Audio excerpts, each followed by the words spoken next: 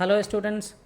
तो आज मैं परिवेश क्लास 6 की जो किताब है उसके चैप्टर 16 पंच परमेश्वर इसका सॉल्यूशन लेकर के आया हूँ। तो पंच परमेश्वर ये बड़ी पॉपुलर स्टोरी है, ये प्रेमचंद की लिखी हुई कहानी है। लेफ़्ट साइड में आप अपने चैप्टर का पेज देख सकते हो, राइट साइड में मेरे हैंड रिटन सॉल्यूशंस हैं। तो मैं एक एक करके आपको क्वेश्चन के जवाब पढ़ करके सुनाता हूँ। तो एक बार मैं लेफ़्ट साइड में स्क्रॉल करके वो भी दिखा दूँ कि आपकी किताब में जो क्वेश्चंस हैं वो क्या क्या हैं। So these are the questions. Okay, आप देख सकते हो ना। थोड़ा सा साइज इंक्रीज कर देता हूँ। लो, ये थोड़ा सा ज़्यादा हो गया। अच्छा, एक बार पहले मैं ये भी बता दूं कि आप जिस चैनल पर ये सॉल्यूशंस देख रहे हो उस चैनल का नाम है न्यू एज कोचिंग, है ना। तो जिन स्टूडेंट्स ने इसे अभी तक सब्सक्राइब नहीं किया है, आई होप वो जल्दी से जल्दी इसे सब्सक्राइब कर लेंगे। और अगर वीडियो सॉल्यूशन अच्छा लगे तो लाइक और कमेंट ज़रूर करना। मौखिक सेक्शन से पहला सवाल। ओके, पहला सवाल है कि खाला ने अपनी जायदाद जुम्मन के नाम क्यों लिख दी। आपको पता होगा ना कि इसमें तीन मेन कैरेक्टर हैं, खाला है, जुम्मन है और अलगू चौधरी है। तो जवाब ये है कि खाला का कोई अपना करीबी रिश्तेदार न था, है ना। और वो बूढ़ी थी, तो भाई बूढ़े लोगों को बूढ़े हो जाने पर उनका ख्याल रखने के लिए खाने पीने का, रहने का, इन सब के लिए किसी की मदद ज़रूरत होती है ना। तो यही सोच करके कि खाला का कोई करीबी रिश्तेदार नहीं था, कोई बेटा नहीं था, कोई बहू नहीं था। जुम्मन के लंबे चौड़े वादे, है ना, जुम्मन ने खूब सारे लंबे चौड़े वादे किए और कहा कि वो बुढ़ापे में खाला का देखभाल करेगा। इसीलिए खाला ने जायदाद जुम्मन के नाम किया। जायदाद समझते हो ना, ज़मीन, मकान, खेत, इन सारी चीज़ों को हम लोग जायदाद कहते हैं। सेकंड क्वेश्चन है खाला ने पंचायत की धमकी क्यों दी। अब भाई खाला ने अपनी ज़मीन जायदाद जुम्मन के नाम कर दिया और जुम्मन ने प्रॉमिस किया था कि वो खाला का बुढ़ापे में ख्याल रखेगा, अपने घर में रखेगा, उन्हें खाने पीने की या किसी तरह की दिक्कत नहीं होने देगा। लेकिन वो आगे चल कर के धीरे धीरे खाला के प्रति लापरवाह हो रहा था, खाला का ख्याल नहीं रख रहा था, खाने पीने की भी दिक्कत हो रही थी। तो ऐसे में ऊब करके खाला ने जुम्मन से गुजारे भत्ते की मांग की, है ना। गुजारे भत्ते का मतलब ये है कि भाई ठीक है, तुम मुझे खाने पीने का ख्याल नहीं रखोगे तो तुम मुझे हर महीने इतने पैसे दे दो, मैं अपने खाने पीने का ख्याल खुद से रखूँगी। तो उसी के लिए उसने अलाउंस, पैसे की मांग की। पर जुम्मन के ठुकराने पर पंचायत की धमकी दी, है ना। ओके, थर्ड क्वेश्चन है अलगू चौधरी ने अपना बैल क्यों बेचा था। आपको पता है ना इस स्टोरी में कि अलगू चौधरी कौन है। तो वो जुम्मन शेख का बहुत ही अच्छा दोस्त है। ये भी याद होगा कि अलगू चौधरी ने 2 बैल खरीदे थे, उसमें से एक बैल किसी वजह से उसकी मृत्यु हो गई थी, है ना। तो बैल वगैरह लोग गांव में खरीदते हैं तो जोड़ी में खरीदते हैं ताकि उसको हल में चलाया जा सके, बैलगाड़ी में जोता जा सके। तो इसका उत्तर है कि अकेला बैल जो था वो अलगू चौधरी के काम का न था, इसीलिए उसने अपना बैल बेचा। अब हम लोग आगे बढ़ते हैं लघु उत्तरीय प्रश्नों का जवाब लेकर के। तो लघु उत्तरीय प्रश्नों के जवाब में आगे बढ़ेंगे तो पहला सवाल नज़र आता है कि अलगू चौधरी ने पंच बन करके किसके पक्ष में फैसला सुनाया। ओके, तो यही तो बात होती है कि भाई जब लोग पंच बन जाते हैं तो उस समय वो किसी के दोस्त नहीं होते, किसी के रिश्तेदार नहीं होते, बड़े आदमी नहीं होते, छोटे नहीं आदमी नहीं होते। उनके अंदर में कहते हैं कि भगवान की आत्मा, है ना, भगवान की प्रेरणा सी होती है।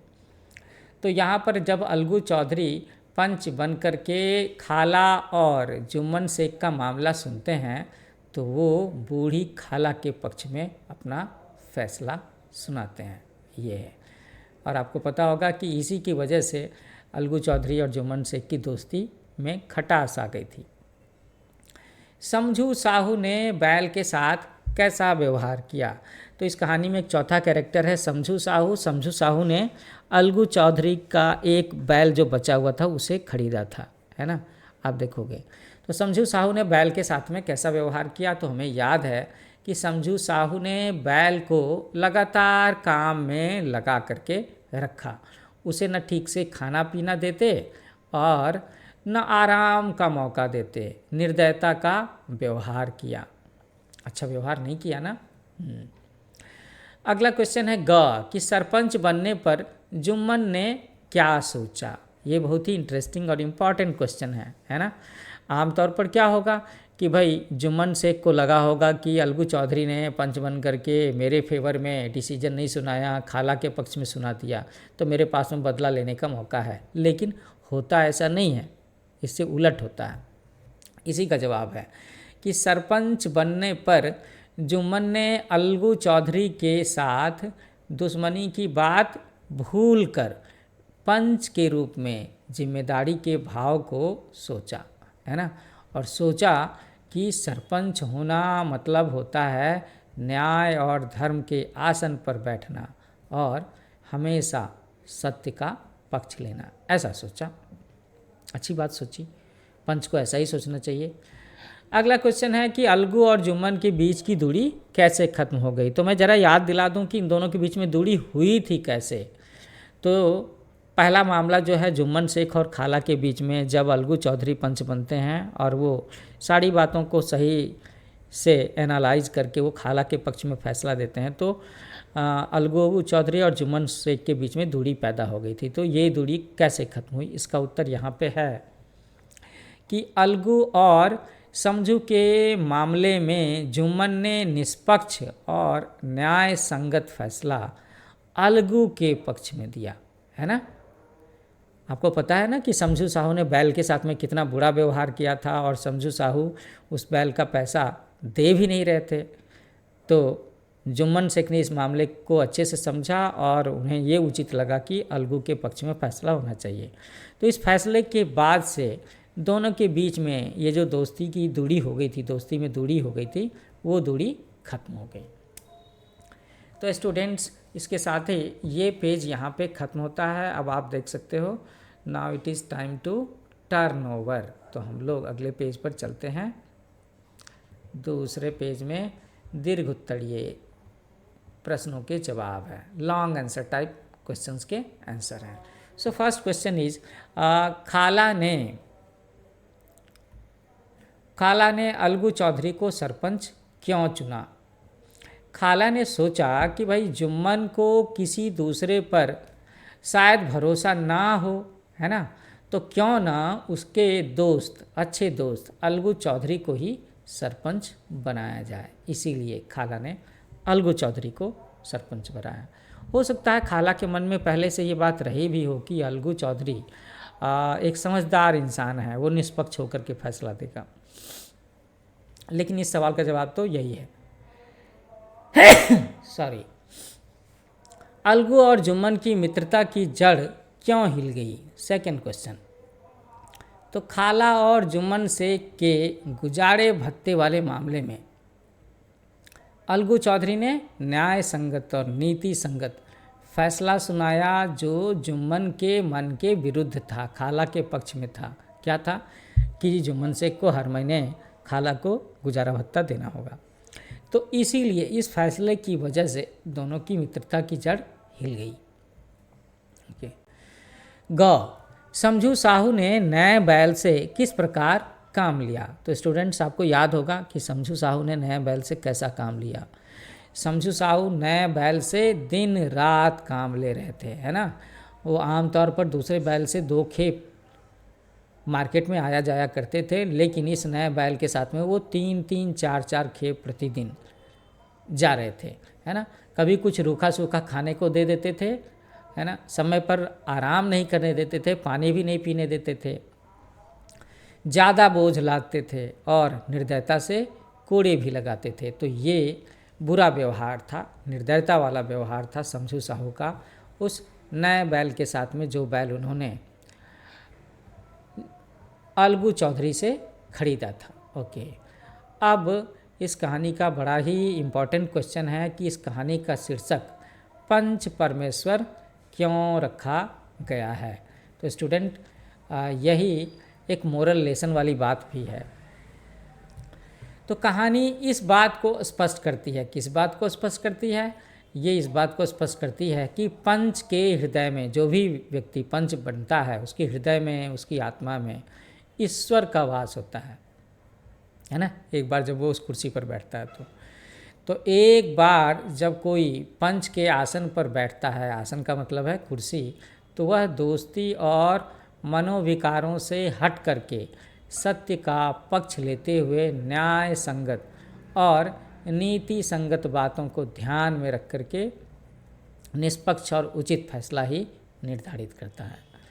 तो यह बात साधारण मनुष्य के बस का नहीं है ना। साधारण मनुष्य तो हिल जाएगा कि अरे वो मेरा दोस्त है, वो मेरी बुआ है, तो उसके पक्ष में डिसीजन देगा। लेकिन जैसे ही वो साधारण मनुष्य पंच की कुर्सी पर बैठता है तो उसके अंदर में ईश्वर की आत्मा, प्रेरणा आ जाती है। तो वही साधारण मनुष्य पंच के आसन पर बैठते ही विशिष्ट और ईश्वर के जैसा न्यायप्रिय हो जाता है। इसीलिए इस कहानी का शीर्षक पंच परमेश्वर रखा गया है। ये इम्पॉर्टेंट क्वेश्चन है, आप इसे ध्यान से पढ़ लोगे, समझ लोगे, याद रखोगे। ओके, अब अगले क्वेश्चन में आते हैं जहाँ पर आशय स्पष्ट करना है। तो पहला डायलॉग है कि रुपये क्या यहाँ फलते हैं। तो स्टूडेंट्स, आपको याद होगा कि खाला ने जब जुम्मन से रुपया मांगा तो जुम्मन ने ऐसा चिढ़ करके कहा था कि रुपये क्या पेड़ पर फलते हैं, कैसे तोड़ करके आपको दे दूं। यही इसका अर्थ है ना। कहने का मतलब ये है कि जुम्मन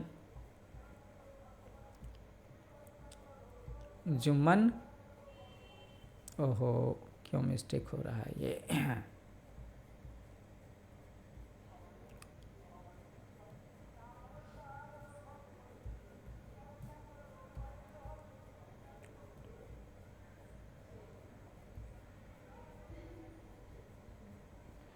जुम्मन पैसा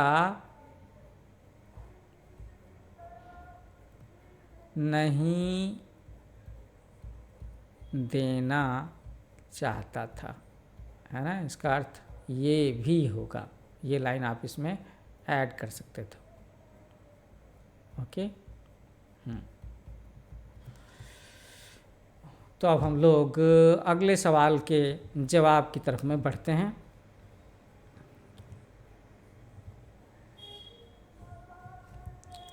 ये थर्ड पेज है सॉल्यूशन का। ओके, सेकंड डायलॉग ये है कि ये थोड़े ही समझा था कि तुम मौत से लड़कर आई हो। तो ये बात जुम्मन ने कहा था खाला को चिढ़ करके, है ना। जुम्मन यह बात खाला को ताना मारते हुए कहते हैं। आशय यह है कि उन्हें ऐसा अंदाज़ा न था कि खाला इतने दिन तक जिएगी, है ना। उसने सोचा होगा कि अरे खाला ने ज़मीन जायदाद मेरे नाम कर दी है, बूढ़ी है, 2-4 साल में स्वर्ग सितार जाएंगे, लेकिन ऐसा नहीं हुआ। थर्ड डायलॉग है कि तीसरी बात है कि कमर झुक करके कमान हो गई थी, है ना। तो बूढ़ी खाला कमज़ोर थी, लाठी के सहारे चलती थी। झुककर चलते हुए उसने गांव के लोगों और पंचों को अपना पक्ष समझाया होगा कि भाई ऐसी ऐसी बात है, मैंने ज़मीन जायदाद जुम्मन के नाम की है और अब वो मेरा ख्याल नहीं रखता, खाने पीने का भत्ता भी देने को तैयार नहीं है। तो इसी कोशिश में वो थक गई होगी और पीठ दर्द से परेशान हुई होंगी, इसलिए ऐसा लिखा है कि कमर झुक करके कमान हो गई, है ना। कमान हो जाने का मतलब है ऐसा हो जाना, ऐसा हो जाना, है ना। टेढ़ा,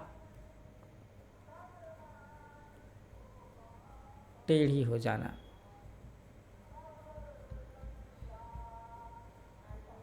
ये होगा उत्तर। ओके,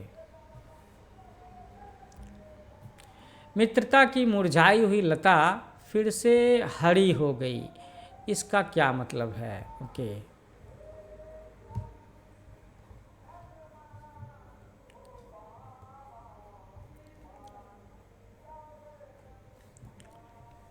तो इसका उत्तर ये है कि अलगू और शमशू साहू के मामले में जब जुम्मन शेख ने उचित और न्याय संगत फैसला दिया जो अलगू के हित में था, इससे अलगू और जुम्मन की दोस्ती फिर से शुरू हो गई, जो पिछली बार अलगू के द्वारा खाला के पक्ष में फैसला देने पर टूट गई थी। ओके, बहुविकल्पीय क्वेश्चन जो हैं मल्टीपल चॉइस वाले, उसका जवाब भी मैंने लिखा है, तो आपको वो भी दिखाता हूँ।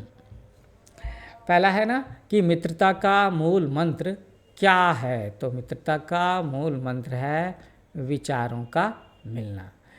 अलगू पंच परमेश्वर की जय क्यों बोल पड़े, तो जुम्मन के फैसले से खुश होकर के वो पंच परमेश्वर की जय बोल पड़े। इस पेज में थोड़ा सा जगह बचा हुआ था, तो इसीलिए मैंने भाषा बोध के भी कुछ क्वेश्चन सॉल्व कर दिए हैं। कभी कभी कुछ स्टूडेंट्स का कहना होता है, रिक्वेस्ट होती है कि सर आप इसका भी क्वेश्चन आंसर किया करो। तो देखो यहाँ पर जो सेकंड क्वेश्चन है ना भाषा बोध का,